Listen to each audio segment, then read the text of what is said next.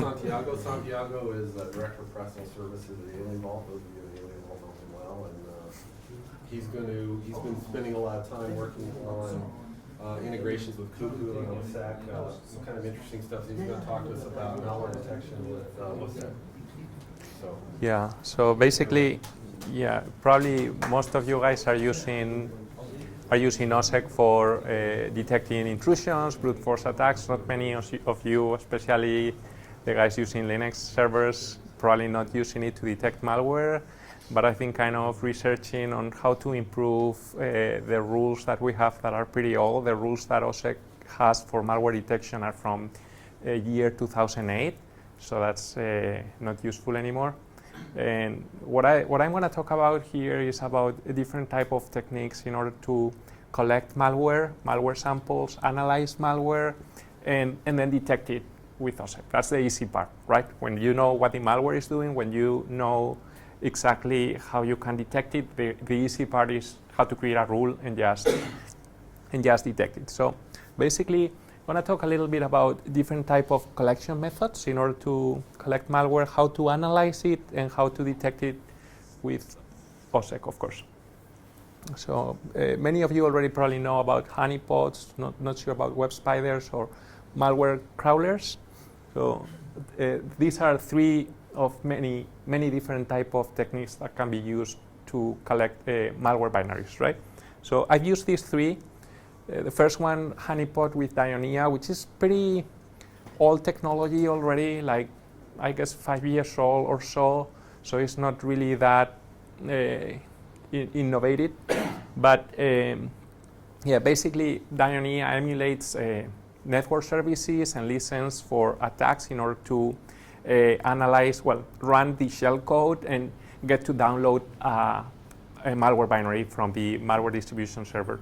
So in this case, I have it running on the server for a few months, and it actually captured like 126 different binaries, unique binaries in 3 months. That's a very slow way of capturing malware samples because you are really like waiting for somebody to attack you and then get some different type of samples. Actually, the type of malware that it actually collected is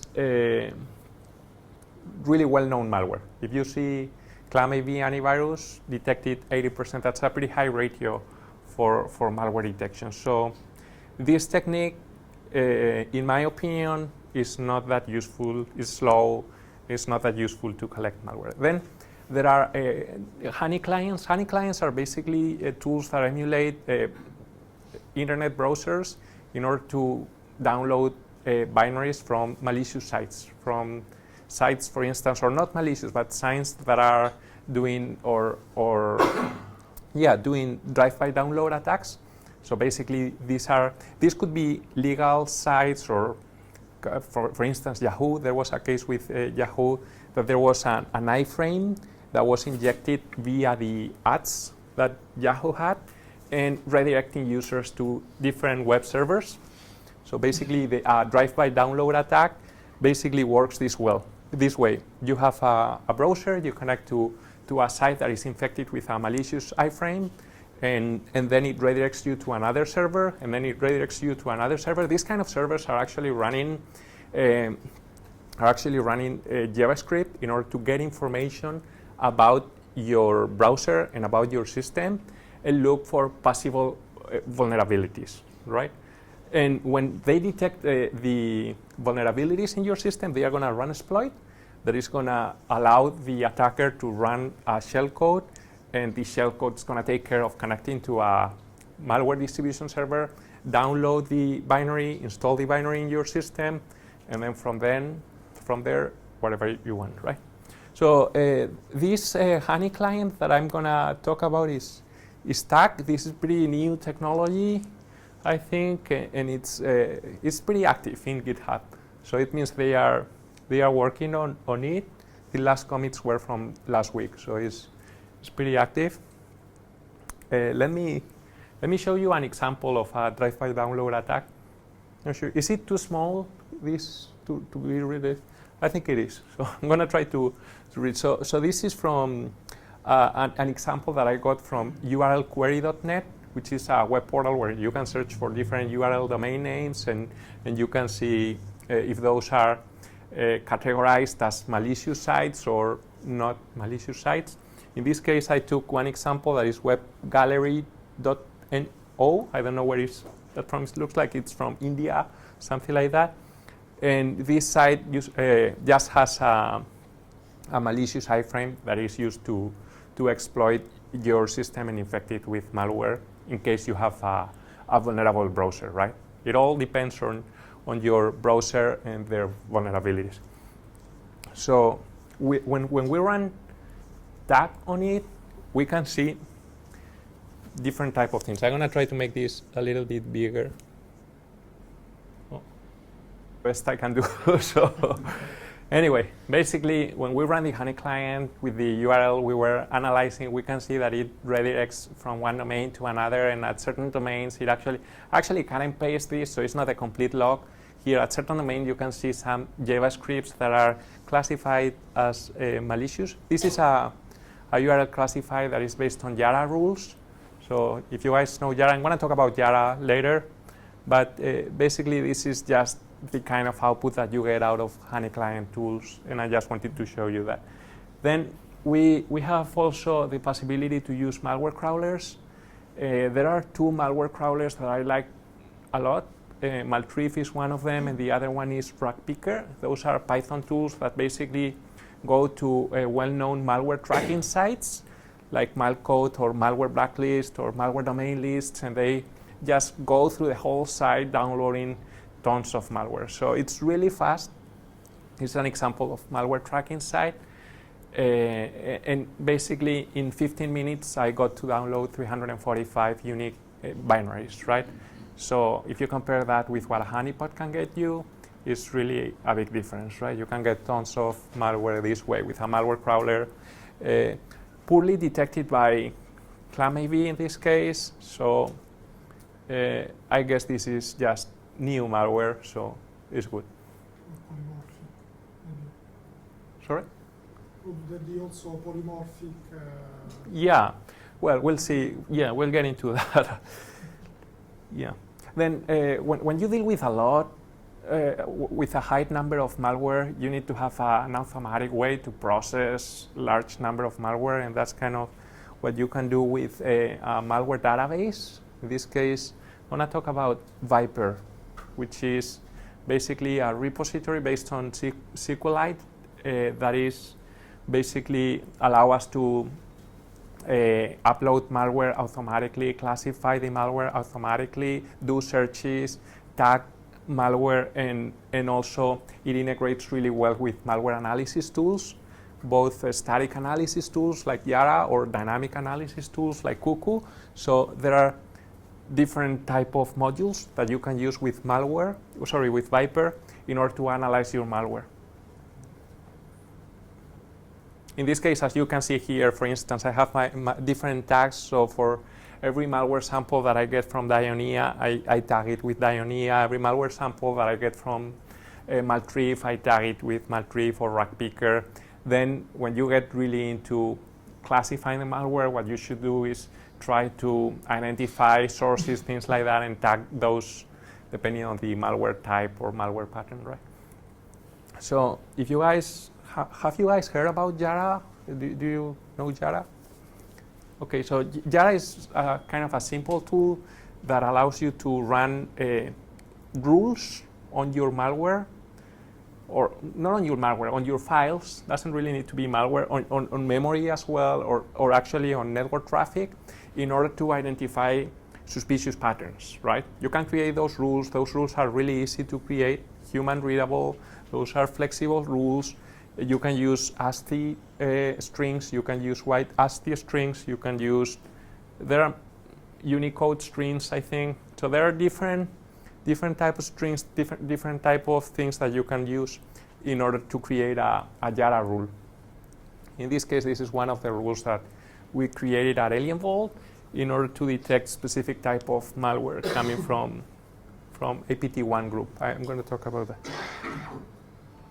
So how do we use the Yara integration with Viper, right? In this case, for example, I'm just searching for an MD5 hash. That is a malware that I was looking for. Pretty much every malware that is collected through a honeypot or that is collected through a malware crawler is going to be named by the MD5 hash, right? That's the easiest way to name. So when you deal with malware, you're going to be dealing with a lot of hashes. And in this case, what I'm doing, I'm just searching for a malware sample, and I am scanning it through Yara using the Yara scan command. This is all simple tool done through the command line. So basically, here what I'm doing is finding that malware sample, opening a session. A session is like, if you're going to work with a malware sample, you need to open a session so you can just run commands and the system will know what to do with them. And in this case, running Yara scan, basically it told me that there are several rules that this specific malware matches related with specific hacking group that is APT1. I'm going to talk about APT1 in a second. So in this case, also I want to show you as a use case how we would analyze a Trojan wrapper. I took this malware sample randomly for this talk, so it's nothing that was already analyzed. I think I just took one of the malware samples that I got from there. And when we do static analysis, there are several things we want to see. So for example, in a portable executable file, we want to see sections and we want to see the entropy level in order to see if the malware is packed or if it's not packed, right? If it's packed, we won't be able to analyze it easily, right? We would need to unpack it first in order to know what are the strings that are part of the malware. In this case, 6.5, 5.1 is a pretty high entropy level. So that makes me think that it's actually packed, right? And actually, when you run a Yara scan here to this malware sample, I was not able to see anything at all. So that means that the malware is obfuscated, and I'm going to need to run it or to use other technique in order to be able to analyze it, right? There are a few things that I can see though. For instance, I can see the imports. I can see that it's calling a DLL there in order to edit registry keys, in order to create registry keys. So I know that this malware is kind of dealing with registry keys somehow, right? It's not a lot of information. I can see the compile time. This is tricky because a lot of malware creators are actually putting their own or setting up the compile time manually, so it's not really reliable. Here, for instance, this malware binary says that it was compiled in 2010. I don't think so. I think it was later. You cannot trust this information. It's like, but one thing that you can do, for instance, is, I don't know if you have heard about fuzzy hashes. Have you, Jeremy? So you can run a fuzzy hashes tool. It's called SSDEEP. That's probably one of the modules there, in order to find malware that is similar. Not the same malware because it's not the same hash, but there are sections of the malware that are similar to the one. So in this case, according to this information, there is another sample in my database that matches pretty closely this one that I was analyzing, 68%. The algorithms that are used to calculate fuzzy hashes are complex. I don't understand them myself, and I don't need to at this point. I mean, I just want to see if there are similar binaries in my database, and in this case there are, right? So let's try to investigate a little bit more about this and see, for example, for this fuzzy hash that actually matched my binary, let's go to Threat Expert and get some more information about that, because it's actually in Threat Expert. Here, for example, I can see some registry keys that this malware actually created, like this one or this one. Well, this one was actually created as well. I'm going to try to make that bigger.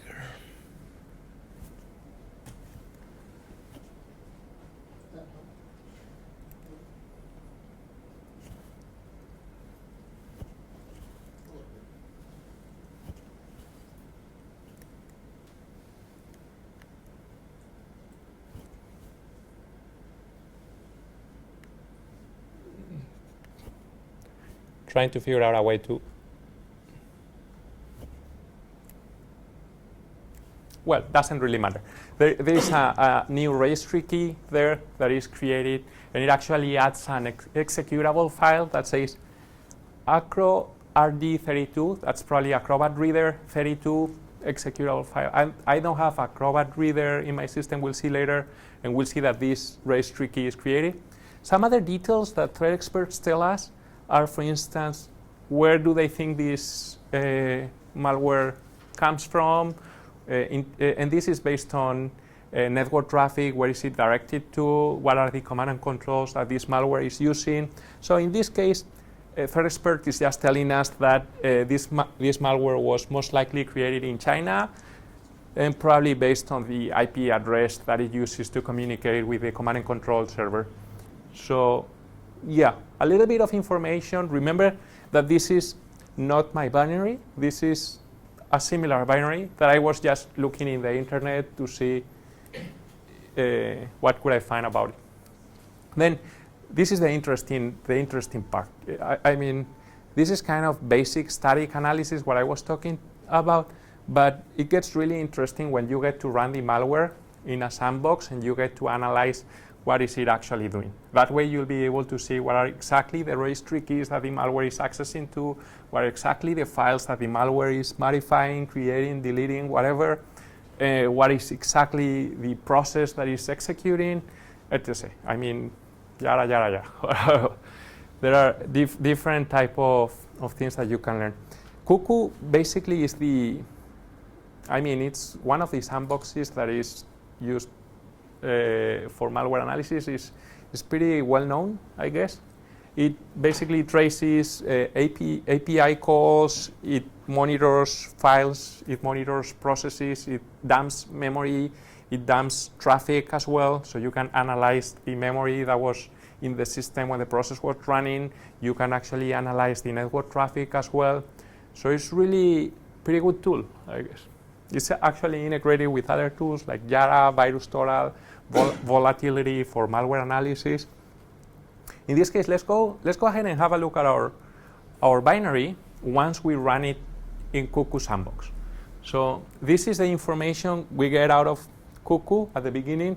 In this case, I decided to use a Windows 7 system because I had a virtual machine running Windows 7. You can use whatever you want in order to analyze this Trojan dropper. And you will see why I call this Trojan dropper. This is basic information like MD5 hashes, SHA1 hashes, basic information we don't really care about. What we really care about is the behavior that this malware has in our system. In this case, this is the Cuckoo output, right? This is the report that you would see in Cuckoo output, where you can see, for example, in the file system, what files were, in this case, created or modified. For example, in this case, you can see that it says create file, and it's actually creating a file there. I don't know why, I don't know what for, but there is a file there.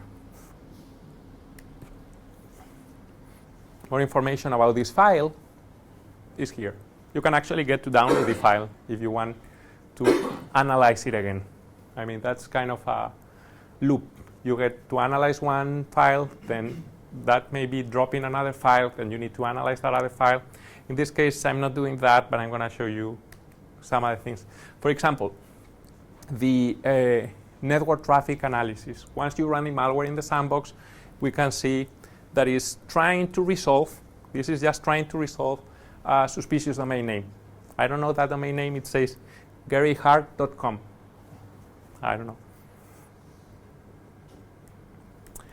If we have a look at VirusTotal, actually you can search for this URL and say, what is garyhart.com? And there are 3 out of 51 antivirus engines that, well, not antivirus engines, but URL analyzers or whatever, that detect this as a malware or malicious site. Okay, makes sense. I mean, very poor read. It's 50-50. 3 clear, 3 against. No. Sorry, there are 51. This is just a screenshot that I took. Yeah, it's not 50. I'm assuming you changed the it after you finish this analysis? Sorry? You guys are number 6 on the list, and you've changed your status, I would assume, after your analysis. No, I didn't. Actually, I didn't realize. Yeah, look at that. There we are. Well, no, you were doing the analysis. Yeah, I didn't realize we were there. That's fine. Yeah.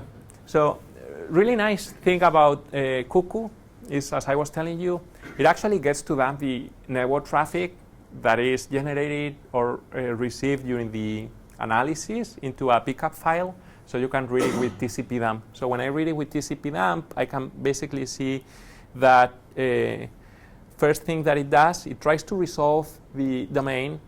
Basically, the IP address that is the result of the resolution is a public IP that I don't know where it is, but it's there. So I could get to see that. I couldn't get to see the traffic at all, so it seems that it uses some kind of encryption or obfuscation to communicate with this suspicious site, which might be the command and control server, right? Then when we analyze the behavior, one other interesting thing is to analyze the registry keys that are modified. And here, for example, I can see one registry key that is modified by the malware. Most likely, the malware is going to try to start every time you start the system, or you boot up the system, or you log into the system. So that's why typically these registry keys are modified for. And it's actually calling the executable file that we saw that was the result of the file system analysis. It's actually dropping a file. That's why I call this a Trojan dropper, because it's dropping a file in your system. It's modifying the registry keys so it can run that file every time you start a system. And yeah, and that's what I know so far. Very interesting is to do the memory analysis, right? This is other thing that Cuckoo does for you. It dumps the memory, whole system memory, into a file so you can analyze it. In this case, the tool that I'm using for the analysis is volatility. Volatility basically would allow us to do really cool things, like for instance, depending on the plugin, but with a PSX view plugin, we can get to see the processes that were running in the system when the memory dump was done. And one of the processes, look at this, is called acro-rd32, which is the file that malware dropped in the system. So yeah, it's there. Okay. One of the cool things that you could do with volatility as well is to dump the memory for specific process, because this is the whole system memory, but I want to know more about this process. So instead of analyzing this file, I'm going to analyze the memory contents of the process that is running here. So you can do that with another plugin, which is called memdump. And here, as you can see, -p3080, that's the process ID for this specific process. So what I'm doing is I'm just dumping the memory for that process. And actually, there you can see, I don't know if you get to read everything, but there you can see that I run strings to the dump as a result of the dumping the memory of that process. And I can see a bunch of strings, got it hard everywhere. So it's definitely trying to reach that domain name. When we do this analysis with Yara, we can actually read a memory stream, and it actually got back to us telling us that it matches a Yara signature that is related with APT1 hacking group. APT1 hacking group is been exposed by Mendian last year, actually to be one of the biggest hacking groups in China, and that are supposed to be financed by the government for cyber espionage. There are a lot of reports in the internet, especially this one that is pretty complete for Mendian, that explains you what activities have been reported related to this group, right? In this case, the rule that is matching is specifically looking for certain type of executable files, strings, things like that, and it actually asks, there are 1, 2, 3, 4, 5 6 different conditions there, and if the stream matches 3 of them, it's actually gonna trigger an alert, right? And that's what we can see here. There is actually for this specific Yara rule, there is a little description that I found in the internet that explains you what is this, right? So what I was saying is a Trojan dropper is actually a Trojan that is trying to communicate to a command and control server in order to receive orders. Those orders can be, go ahead and download this new binary, install it in the system, and that new binary could be whatever. I mean, could be used, I don't know, for a denial of service attack, could be used for espionage, whatever. So, yeah. So, how does it work with OSSEC? Okay, so OSSEC has actually the possibility to look for suspicious files, to inspect registry keys, and to look for processes, among other things that it does. It's not like an antivirus in a way that OSSEC does not monitor system calls, does not process system calls in order to detect anomalies or anything like that. So the rules that you can do at this point need to be pretty specific in order to detect whatever you want to detect. So in this case, that's actually what I want to do, because if I do a generic rule, it's most likely going to trigger false positives, right? So what I want to do is a very specific rule. And this is the rule for our Trojan dropper. I'm just looking for a specific file, just looking for a registry key, and looking for a process. There are 3 things that I'm looking for. Actually, it would be really nice if we could look for network connections or sockets or things like that. I'm not sure if we can do that. I don't think so. Maybe. Yeah, maybe.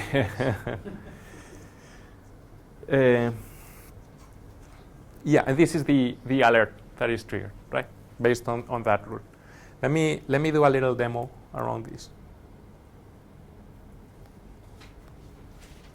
Any questions so far? How have you found the YAR rules, the actual language for writing them? Have you been creating your own YARA or anything like that, or what are you doing with it? Are you just using it as an extension of the database data to draw against? Well, Yara is a tool that we haven't developed. So I know, but I'm saying, but like I said, YARA is becoming a central point of analyzing all this stuff. But are you building your own YARA rules in matchers? Okay. Definitely. Are you finding it effective in an easy way, enough way to work with them? Yeah, definitely. Yara is integrated with pretty much everything related with malware forensics, like VirusTotal. VirusTotal, for example, has a, I don't know, multi-million or even billion malware samples database. So what you can do is you can use your Yara rules and ask VirusTotal for specific malware that only matches your Yara rules, right? So if you are looking for specific patterns, you can do that, and they'll send it to you. So it's, Just checking these YARA. yeah.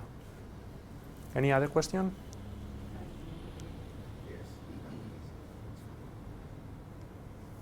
Okay.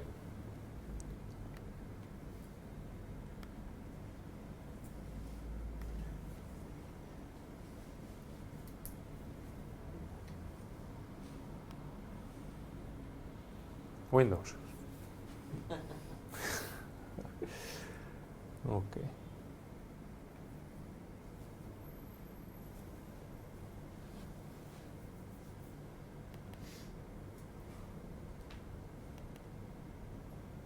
OSSEC agent. Stopped. I'm gonna start it.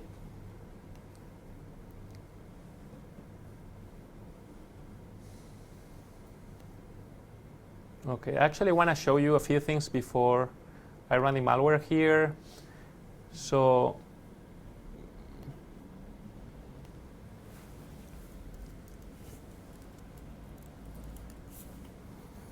for example, you can see here what are the processes that are running in this Windows system. Pretty standard. I'm not running anything out of normal, apart from OSSEC agent, CMD. That's what is running in the system right now. Yes, some few services, pretty standard Windows processes at this point. I'm going to actually run Wireshark here as well.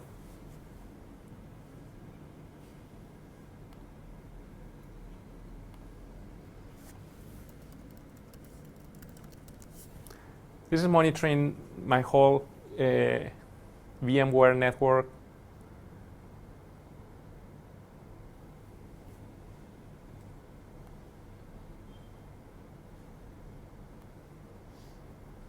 Yeah, some UDP traffic.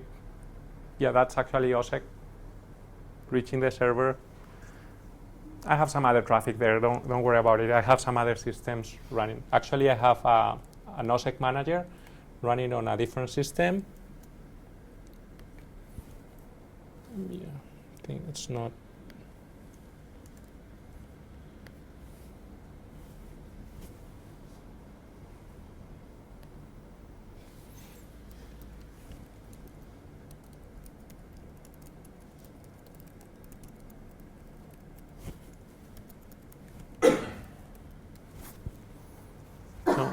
This is the agent that we are running. It's connected to our server. Let me show you really quick here.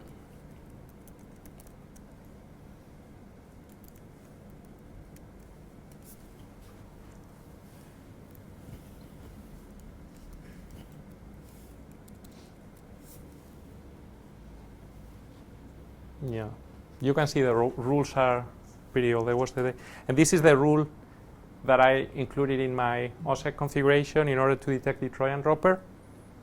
As you can see, it's looking for files, looking for a registry key, and it's looking for a process. Actually, pretty cool about OSSEC root check rules is that you can use regular expressions, kind of regular expressions, right? But you can look for patterns. Like for example, in this when I look for a process, I don't really need to look for exact string that matches my process, but I can use kind of a simple regular expression that's going to look for a string, right? And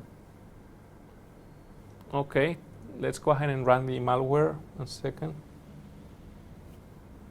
Here a little mess.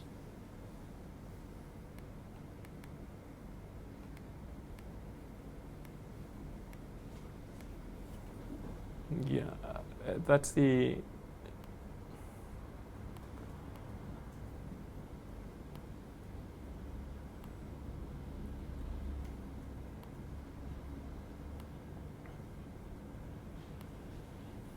Okay, so now I'm going to add the executable extension. And it actually got a Microsoft Word icon from nowhere. I don't know. so it looks like this malware is trying to hide itself as a document or Word application. I don't know, but it actually displayed the Word icon there. I don't even have Microsoft Office installed in this system, so it's like okay.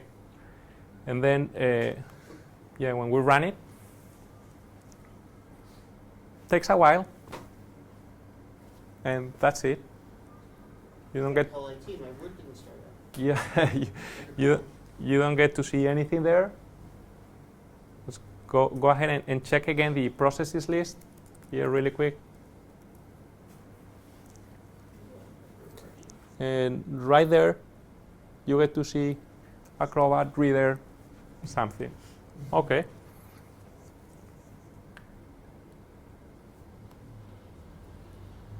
Actually, if I get to the file system, let me see if I remember where it is. I get to see another file there that was not there. I swear you. That is the smallest academic reader install I've ever seen. Yeah, so yeah, there it is. And now what I'm going to do, I'm going to go to my OSSEC server. I'm going to run a root check.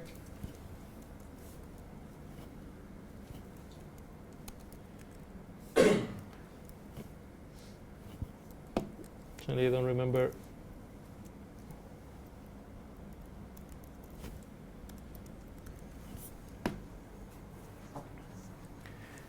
this is how we are right now. This root check control is checking my agent. At this point, I'm just listing the root check database in order to see what alerts I have.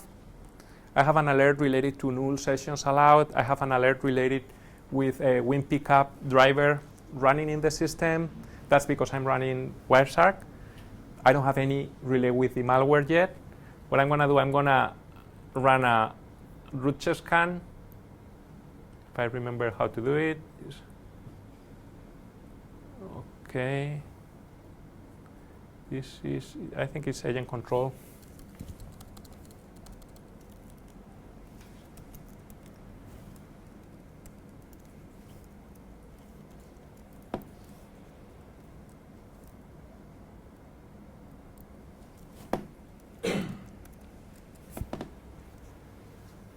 Okay, so now the manager sent an order to the agent in order to run the root check again, check for new things.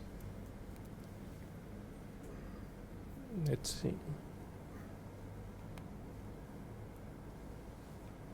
We can actually get to some information here as well.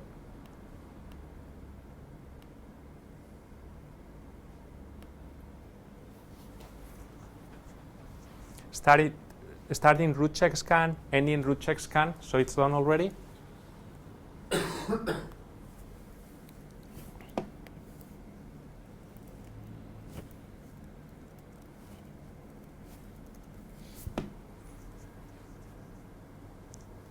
Okay, I don't see the alert.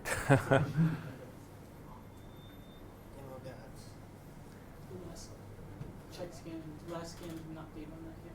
That's not Yeah, it's probably not done yet. Let me see.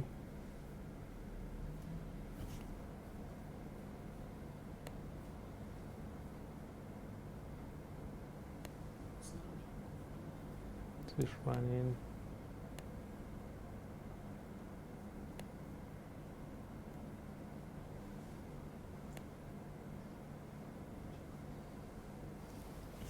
I'm gonna try to send another order again. Yeah, that was 10 minutes ago that it started. Yeah. Well, unless your clocks aren't synced up between Mac and.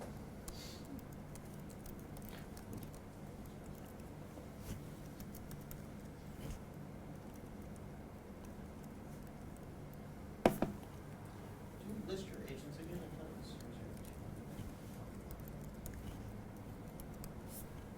reserved. Yes, this is active. It's running it. Yeah.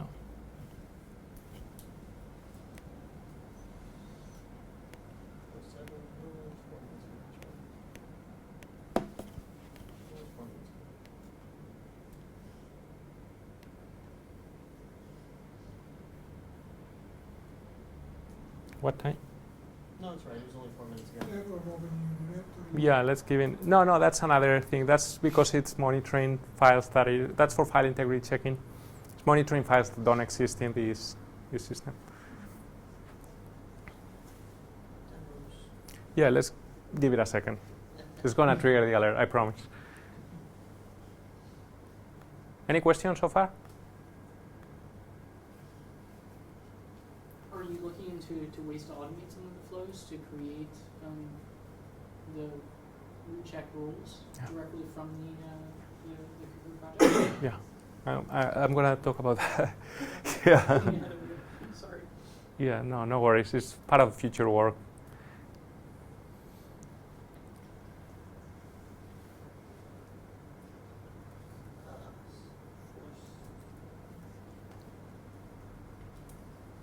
I don't even see the. I didn't see it. It's run again. I haven't seen it. It looks like the order is not getting there. Okay, anyway, I'm gonna leave it running there. And let's see if it comes back.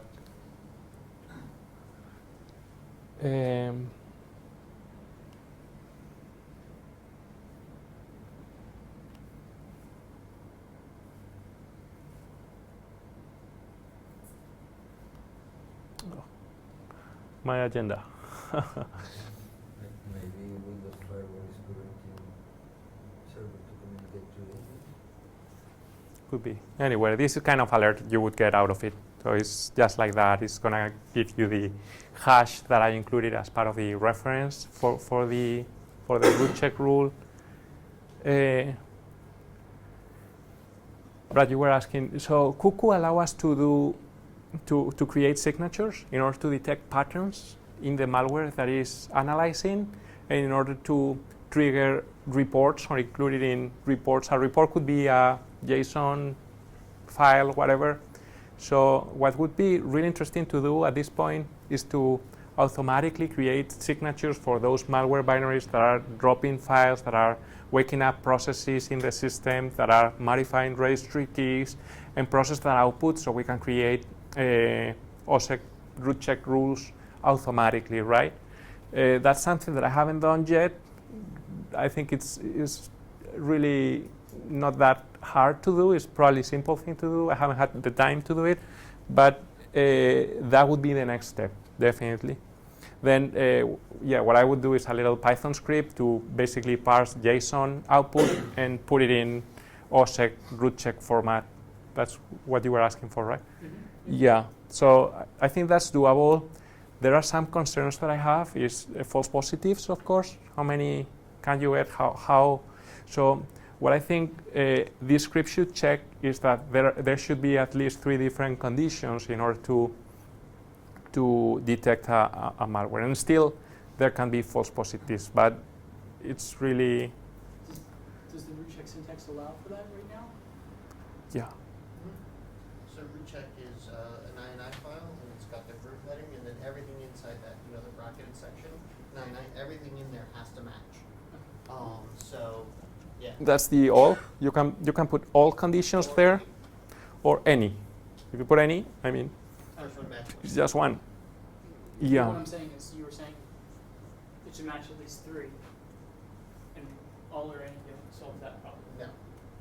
Sorry? You can't do that. All or any. Yeah, all or any don't. doesn't- All or any. doesn't Yeah. number there. Yeah, no, It's the so same. I wasn't meaning to do it at OSSEC. I was meaning to do it at the script that writes the rules. So it writes the rules this way, right? So there is like a middle software that would be processing Cuckoo output and generating OSSEC root check rules automatically. Yeah. I don't know if it's the same question, but I missed. Regarding Google, as far as I know, of course it has a database of their signatures. So, any chance to improve this database because they are not static signatures, they are variable. It means that someone abroad the world should detect a new malware, new condition, new behaviors, and give a feedback to the Cuckoo engine.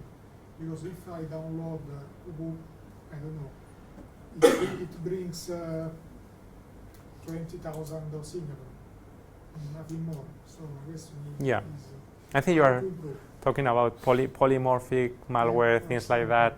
Yeah, polymorphic malware is malware that basically changes its behavior based on different factors. Like for instance, the platform where it is running, I don't know, could be anything actually. The applications that are running on the system, services that are up, firewall settings, things like that. It can change the behavior based on multiple things, and that would make it harder to detect. Yeah, and we just need to deal with that. I don't know. I don't have any solution for. The polymorphic, I know that with Cuckoo, I can detect polymorphic malware because the URL remains always the same. Yeah, actually, ideally, what you would need is to have different virtual machines with different type of software, with different type of processes running, different type of security configuration, so you can run the malware in multiple virtual machines at the same time. The same malware, and check if the behavior changes or the behavior is the same. Cuckoo allows you to do that. You can run a malware sample through multiple virtual machines and actually see differences. So that would be a good way actually to at least get a feeling on malware. But still, I mean, One thing that he points out is you cannot encrypt memory that you're executing. It's not possible. So as soon as this program has a fork point where it's executing and making a decision, it has to be machine readable code. And that means Cuckoo can pull that out and you can make a decision on just that fork point. And so that's the huge advantage that all these products have come to is they go, look, looking at files, we're going to lose. Looking at memory of a program that's trying to run itself, now we're in an arms race that we have a chance of winning. The arms race is right now between can we detect the virtual machine or not. And right now, yes, the virus guys are starting to say I can detect VirtualBox, KVM, and all these guys. If you run it in box, I mean, trust me, this is a slow proposition. This is a 100% emulated CPU with no hardware emulation. But because of that, you can't detect it. You can present any kind of drivers, and so that's what a lot of these guys are starting to run with. And since you have a 100% software-based CPU, it's really effective at hiding itself. Because the problem with the hardware-based virtualization is you have to hand off that virtualization to the hardware, and that means there's little bits of data left in registries, all this stuff. It's pure software, you can kind of hide it. yeah, typically there are a few checks that the malware does in order to identify if it's running on a virtual environment, and you need to be smart enough to hide your virtual environment from those checks so the malware would still run, right? Some of the checks are, for instance, based on the MAC addresses. MAC addresses can identify VMware systems really easily, right? So you need to change MAC addresses, you need to change different things in the system, right? Yeah, so I mean, for me, this presentation is kind of a proof of concept. It's not really something that I would implement in a production environment at all at this point. But I mean, OSSEC has those capabilities, and I was just looking for a way to use those, right? At this point, those root check capabilities have been there forever, and I always see my OSSEC agents with the same rules configured, and those rules are not being updated. So the thing is, we need to update those if we want that to be useful at any point, right? I'll make you build the rules. If you want to keep them in Yara, I'll add Yara to root check. That would be awesome. That's my. I'll do that if you're willing to take on that rules. What about the updating of OSSEC agent rules? If Cuckoo detects 50 new rules, can we send in real time these new rules to the agent, or we Yes. send the agent? Yes, but it's inefficient.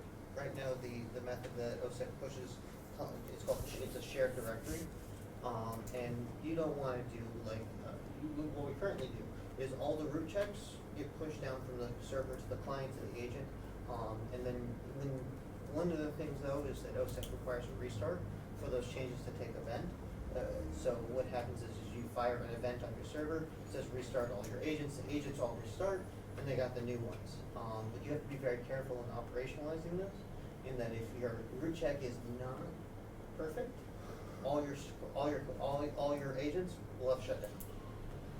Skate won't start is something that syscheck does automatically, and this Yes. actually destroyed us in the middle of the day because we had disabled the restart, and we restart it manually now because you end up with a restart storm, and then they're all checking disk, and then they're all sending us for a second. Yep. Just sketch. So, Maybe you could add some plugin to Cuckoo itself in order to test and deploy new malware detected test inside OSSEC agent. If it works, then right, and you're hooking those bits up is duct tape. You can help those bits go. I personally think we advantage instead of having to convert them into OSSEC's language for writing these to keep the Yara language. Actually, well, There you go. yeah, it was a matter of time. I don't know. It's- Your VMware network is congested. yeah, maybe. Any other question? Yes. This is intended for pieces of malware that you somehow managed to get. It's not getting it from the traffic that it sees. No. That's why I was talking about honeypots, honey clients, malware crawlers. If I had to choose one, I would use malware crawlers.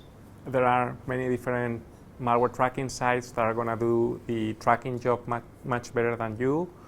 And you can use that information and just download malware samples at a really, really fast speed and analyze those. If you have the Cuckoo infrastructure to analyze thousands of samples a day, you can do that. All of this is thought of run in a single machine, or you can split. You can split it. Yeah, you can split. I actually have multiple machines. I actually use EC2 instance to run a honeypot. I actually have another instance running malware crawlers, and I have a server with Cuckoo, so 3 different systems. Yeah. Does it work with Unix malware as well? Because that exists. Yeah. I'm kind of concerned because we haven't really paid attention, like you said. No, Cuckoo doesn't work with Unix malware at this point. I'm not sure in the future. I think there are plans for it to work with Unix, but not at this point. The reason maybe is that Unix is more secure because the policy maybe no one work with root account under Linux, while in Microsoft is Unfortunately, so Microsoft is more vulnerable from this point of view. I agree. Unfortunately, the definitive source for Unix malware is us. Really? No, OSSEC, and it hasn't been Yeah. updated since 2008. Yeah, that's not insane. Don't detect. We haven't changed those rules in 2008, and everybody uses our rules. We are considered the definitive source for Unix malware, and it hasn't been updated since 2008. So yes, there's a lot of millworm that just people aren't actively pulling into the security organization, and like you said, paying attention to that particular space. So we look for symptoms. We're not looking at, the exact the fingerprints. So we're looking at the file changes, looking at where network ports working, looking at obfuscation that's occurring in the system. We're not actually tracking that back to binaries and using those simpler tools to uncover the system, which is lacking. Yeah, there are a few checks that OSSEC does, right? It can also check sockets that are open or files open. What else? The hidden sockets is probably one of the more Hidden- valuable ones. It seems like it errors because there's a race condition in it. Hidden processes as well, maybe. Yep, hidden processes. But Hidden there's- processes, hidden the sockets. Hidden processes you can't guarantee that anymore with C groups. So I can attach, if I gain root privileges, I can hide processes from OSSEC permanently. With the namespaces available in Linux now, once you have root, you can't. It's Yeah, passive well, detection is really hard. Yeah, and going back to Brad's question, Cuckoo doesn't work with Linux, but malware, but Yara or volatility, these kind of tools do. So for static analysis, you can use those. Yeah. It's not a sandbox, but it's I think the ER is. I've never tried Cuckoo, but you run it from a virtual machine itself. yeah. You have to have a virtualization system. At this point, it supports VirtualBox, which is the default that it recommends in the documentation. It supports KVM, VMware, so it's pretty open. And then Cuckoo basically would be running on the virtual server, and then it would be taking care of waking up a virtual machine, copying the malware, running the malware, getting the information out of the virtual machine, and generating a report, giving you the memory dump, the traffic dump. Yeah. Cuckoo is a Python tool. It works that way.